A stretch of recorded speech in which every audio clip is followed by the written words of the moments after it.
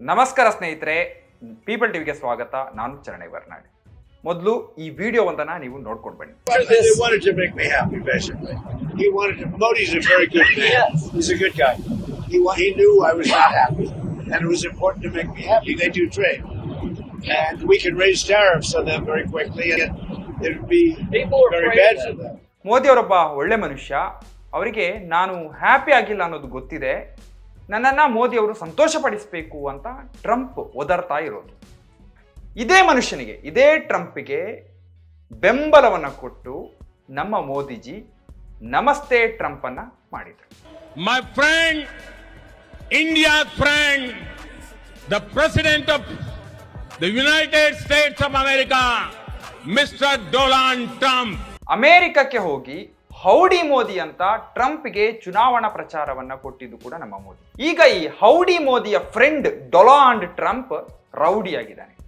ವೆನಿಜುವೆಲಾದ ಅಧ್ಯಕ್ಷ ನಿಕೋಲಸ್ ಮದುರೋ ಮತ್ತೆ ಅವರ ಹೆಂಡತಿ ಸಿಲಿಯಾ ಫ್ಲೋರೆಸ್ ಅವರನ್ನ ಟ್ರಂಪ್ ಸಾಹೇಬ ಕಿಡ್ನಾಪ್ ಮಾಡಿದ್ದಾನೆ. ಅಮೆರಿಕದಲ್ಲಿ ಮೆಂಡ್ರೋ ಡಾಕ್ಟ್ರಿನ್ ಅಂತ ಒಂದಿದೆ. ಅಮೆರಿಕದ ಒಂದು ಪ್ರಮುಖ ವಿದೇಶಾಂಗ ನೀತಿ ಅದು. 1823ರಲ್ಲಿ ಅಮೆರಿಕದ ಅಧ್ಯಕ್ಷ ಜೇಮ್ಸ್ ಮೆಂಡ್ರೋ ಕಾಂಗ್ರೆಸ್ಗೆ ಮಾಡಿದಂತಹ ಒಂದು ಭಾಷಣ, ಅದರಲ್ಲಿ ಇದನ್ನ ಪ್ರಸ್ತಾಪ ಮಾಡಿತ್ತು. ಯುರೋಪಿನ ದೇಶಗಳು ಇನ್ನು ಮುಂದೆ ಅಮೆರಿಕ ಖಂಡದಲ್ಲಿ, ನಾರ್ತ್ ಅಂಡ್ ಸೌತ್ ಅಮೆರಿಕದಲ್ಲಿ ಹೊಸ ಕಾಲೋನಿಗಳನ್ನ, ವಸಾಹತುಗಳನ್ನ ಮಾಡಬಾರದು. ಮತ್ತೆ ಯಾವುದೇ ಯುರೋಪಿಯನ್ ದೇಶ ಲ್ಯಾಟಿನ್ ಅಮೆರಿಕ ಅಥವಾ ಇತರೆ ಸ್ವತಂತ್ರ ದೇಶಗಳಲ್ಲಿ ಹಸ್ತಕ್ಷೇಪ ಮಾಡಿದ್ರೆ ಆ ದೇಶವನ್ನ ಅಮೆರಿಕದ ಶತ್ರು ರಾಷ್ಟ್ರ ಅಂತ ಪರಿಗಣಿಸ್ತೇವೆ.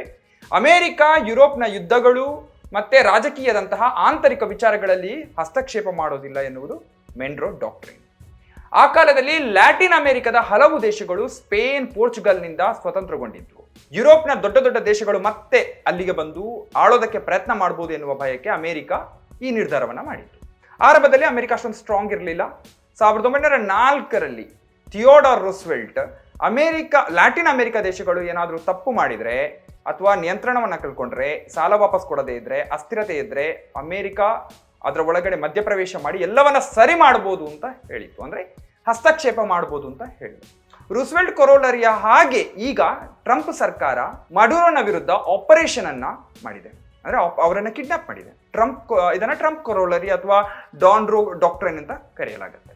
ಹಳೆಯ ಅಮೆರಿಕ ಅಂದ್ರೆ ಹಿಂದಿನ ದಿನಗಳಲ್ಲಿ ಲ್ಯಾಟಿನ್ ಅಮೆರಿಕದಲ್ಲಿ ನೇರವಾಗಿ ಅಮೆರಿಕ ಸೈನಿಕ ಹಸ್ತಕ್ಷೇಪವನ್ನು ಮಾಡಿ ಅಲ್ಲಿನ ನಾಯಕರನ್ನ ಹಿಡ್ಕೊಂಡು ಹೋಗಿ ತನ್ನ ದೇಶಕ್ಕೆ ಕರ್ಕೊಂಡು ಹೋಗ್ತಾ ಇತ್ತು. ಇದೊಂದು ಓಲ್ಡ್ ಸ್ಕೂಲ್ ಅಮೆರಿಕ. ಈ ಓಲ್ಡ್ ಸ್ಕೂಲ್ ಅಮೆರಿಕ ಅಂದ್ರೆ ಅಮೆರಿಕದ ಹಿಂದಿನ ಈ ನಡೆ ಏನಿದೆ, ಇದು ಈಗ ಮತ್ತೆ ಟ್ರಂಪ್ ಸರ್ಕಾರದಲ್ಲಿ ಬಂದಿದೆ. 1989ರಲ್ಲಿ ಪನಾಮಾದಲ್ಲಿ ಮ್ಯಾನ್ಯುಯಲ್ ನೊರಿಗಾ ಅವರನ್ನ ಕಿಡ್ನಾಪ್ ಮಾಡಿದ್ದು ಕೂಡ ಹೀಗೆ. ಸೊ ನಿಕೋಲಸ್ ಮದುರೋ ಅವರನ್ನ ಕೂಡ ಇದೇ ರೀತಿಯಲ್ಲಿ ಕಿಡ್ನಾಪ್ ಮಾಡಲಾಗಿದೆ. ಸೊ ಇತಿಹಾಸಕಾರ ಗ್ರೇಗ್ ಗ್ರ್ಯಾಂಡಿನ್ ಈ ಬಗ್ಗೆ ಬರೆದಿದ್ದಾರೆ. ಏನಂದ್ರೆ ಅಮೆರಿಕವು ಹಿಂದಿನ ಬಾಗಿಲಲ್ಲಿ ಆಡುವ ಆಟಗಳು ಕೇವಲ ಒಂದು ಶಕ್ತಿ ಪ್ರದರ್ಶನ ಅಲ್ಲ. 1989ರಲ್ಲಿ ಮ್ಯಾನ್ಯುಯಲ್ ನೊರಿಗಾ ಅವರನ್ನ ಸೆರೆ ಹಿಡಿಯೋದಕ್ಕೆ ಪನಾಮಾ ದೇಶದ ಮೇಲೆ ಅಮೆರಿಕ ದಾಳಿ ಮಾಡಿದ್ದು ಕೇವಲ ಒಂದು ಸಿಂಪಲ್ ಆಕ್ಷನ್ ಆಗಿರಲಿಲ್ಲ, ಬದಲಿಗೆ ದೊಡ್ಡ ಯುದ್ಧಕ್ಕೆ ನಡೆಸಿದಂತಹ ವಾರ್ಮ್ ಅಪ್ ಆಗಿತ್ತು, ಅಂದ್ರೆ ಸಿದ್ಧತೆಯಾಗಿತ್ತು. ಇದರಿಂದ ಅಮೆರಿಕದ ಸೈನ್ಯ ಇನ್ನಷ್ಟು ಬಲಗೊಂಡಿತ್ತು ಮತ್ತೆ ನಂತರ ಗಲ್ಫ್ ಯುದ್ಧದಂತಹ ದೊಡ್ಡ ದೊಡ್ಡ ಕಾರ್ಯಾಚರಣೆಗಳಿಗೆ ದಾರಿ ಮಾಡಿಕೊಟ್ಟಿತ್ತು ಅಂತ ಅವರು ಹೇಳ್ತಾರೆ. ಈಗ ವೆನಿಜುವೆಲಾ ಮೇಲೆ ಆಕ್ರಮಣ ಮಾಡಿ ಅಲ್ಲಿನ ತನ್ನ ಪ್ರಭುತ್ವವನ್ನ ಅಲ್ಲಿ ಹೇರೋದಕ್ಕೆ ಯೋಜನೆ ಕೂಡ ಹಾಕೊಂಡಿದೆ. ಇದು ಕೊನೆಯಲ್ಲ, ಬದಲಿಗೆ ಇದೊಂದು ಆರಂಭ. ಇದರಿಂದ ಈಗ ರೂಲ್ಸ್ ಬೇಸ್ಡ್ ಇಂಟರ್ನ್ಯಾಷನಲ್ ಆರ್ಡರ್ಗೆ, ಅಂದ್ರೆ ನಿಯಮಗಳನ್ನು ಹಾಕೊಂಡು ಬದುಕುವ ಜಗತ್ತಿಗೆ ಒಂದು ದೊಡ್ಡ ಸವಾಲಾಗಿದೆ. ಸೊ ಒಟ್ಟಾರೆಗೆ ಟ್ರಂಪ್ನ ಇಡೀ ಅವಧಿ ಏನಿದೆ ಅದೊಂದು ಜಾಗತಿಕ ಸವಾಲಾಗಿ ಮಾರ್ಪಟ್ಟಿದೆ. ಇವತ್ತು ವೆನಿಜುವೆಲಾಗೆ ಆಗಿದ್ದು ನಾಳೆ ಇನ್ನೊಂದು ದೇಶಕ್ಕೆ ಆಗ್ತದೆ ಅಷ್ಟೇ. ಸೊ ಈಗಾಗಲೇ China, Russia, Malaysia, Singapore, Sri Lanka ಮತ್ತೆ ಇನ್ನಿತರ ಹಲವು ದೇಶಗಳು ಅಮೆರಿಕದ ಈ ಭಯೋತ್ಪಾದನೆಯ ವಿರುದ್ಧ ದನಿಯನ್ನು ಎತ್ತಿದ್ದಾರೆ. ಆದ್ರೆ ಭಾರತ ಏನ್ ಮಾಡಿದೆ? ನಮ್ಮ ಮೋದಿಜಿ ವಿಶ್ವಗುರು. ಅಮೆರಿಕದಲ್ಲಿ ಏನಾದ್ರೂ ನಿರ್ಧಾರ ತೆಗೆದುಕೊಳ್ಬೇಕಾದ್ರೆ ಟ್ರಂಪ್ರು ಮೊದಲು ಒಂದು ಕಾಲ್ ಮಾಡೋದು ನಮ್ಮ ವಿಶ್ವಗುರು ಮೋದಿಜಿಗೆ ಅಂತ ಹರೀಶ್ ಪೂಂಜಾ ಒಮ್ಮೆ ಹೇಳಿದ್ರು. ಆದ್ರೆ ನಾನು ಯುದ್ಧ ನಿಲ್ಲಿಸಿದೆ, ನಾನು ಭಾರತ ಮತ್ತೆ ಪಾಕಿಸ್ತಾನದ ಯುದ್ಧ ನಿಲ್ಲಿಸಿದೆ ಅಂತ ಟ್ರಂಪ್ ಜಪ ಮಾಡ್ತಾ ಇರುವಾಗ ಮಾತನಾಡಿದ ಮೋದಿ ಈಗ ವೆನಿಜುವೆಲಾದ ವಿಚಾರದಲ್ಲೂ ಭಯದಿಂದ ಸುಮ್ಮನೆ ಇದ್ದ ಹಾಗೆ ಕಾಣ್ತಾ ಇದ್ದಾರೆ.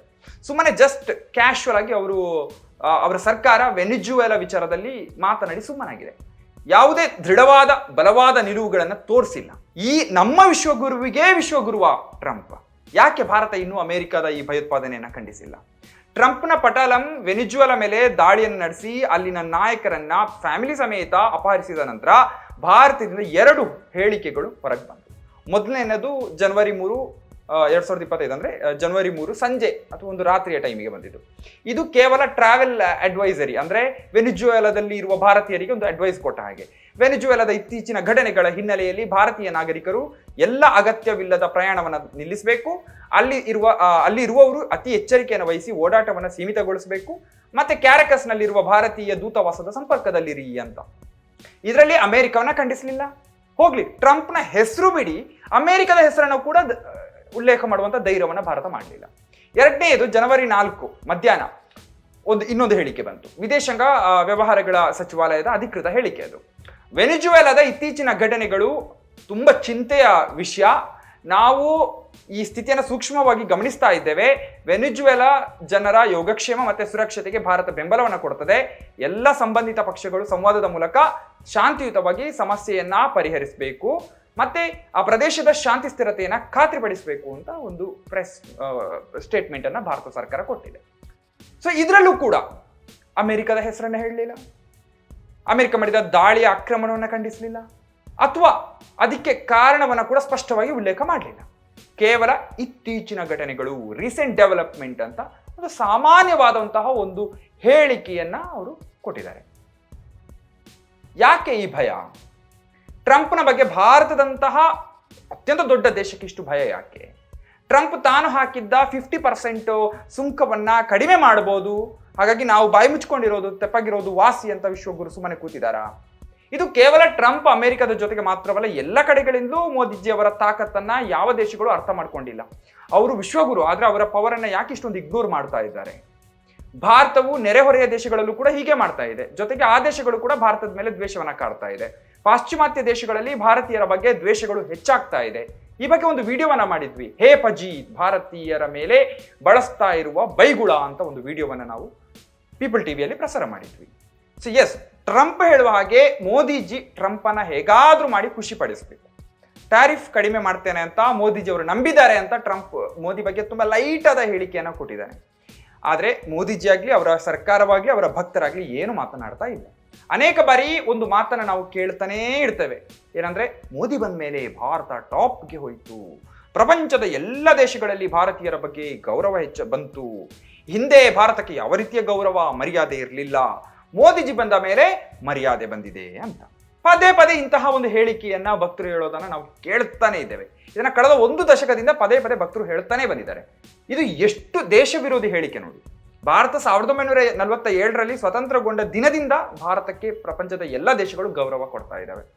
ಭಾರತ ಒಂದು ಗಣರಾಜ್ಯವಾದಾಗಿನಿಂದ ಭಾರತಕ್ಕೆ ಗೌರವ ಇತ್ತು, ಘನತೆ ಇತ್ತು.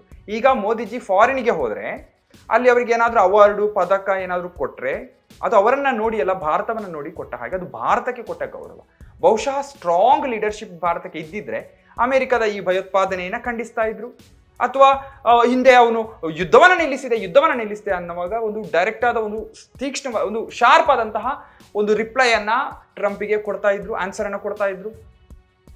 ಇದರಿಂದ ನಾವು ಯಾವ ಪಾಠವನ್ನ ಕಲಿಬೇಕು ಅಂದ್ರೆ, ಭಾರತದಿಂದ ಮೋದಿಯೇ ಹೊರತು ಮೋದಿಯಿಂದ ಭಾರತ ಅಲ್ಲ ಅನ್ನೋ. ಈ ಬಗ್ಗೆ ನಿಮ್ಮ ಅಭಿಪ್ರಾಯವನ್ನ ಕಮೆಂಟ್ ಬಾಕ್ಸ್ ನಲ್ಲಿ ತಿಳಿಸಿ. ಹಾಗೆ ಈ ವಿಡಿಯೋವನ್ನ ಹಂಚಿಕೊಳ್ಳಿ. ಹಾಗೆ ನಮ್ಮ ಚಾನೆಲ್ನ ಯೂಟ್ಯೂಬ್ ಚಾನೆಲ್ನ ಸಬ್ಸ್ಕ್ರೈಬ್ ಮಾಡೋದಕ್ಕೆ ಮರಿಬೇಡಿ. ನಮ್ಮ ಫೇಸ್ಬುಕ್, ಇನ್ಸ್ಟಾಗ್ರಾಮ್, ಟ್ವಿಟರ್ ಪೇಜ್ಗಳನ್ನು ಫಾಲೋ ಮಾಡೋದಕ್ಕೆ ಮರಿಬೇಡಿ. ನಮಸ್ಕಾರ.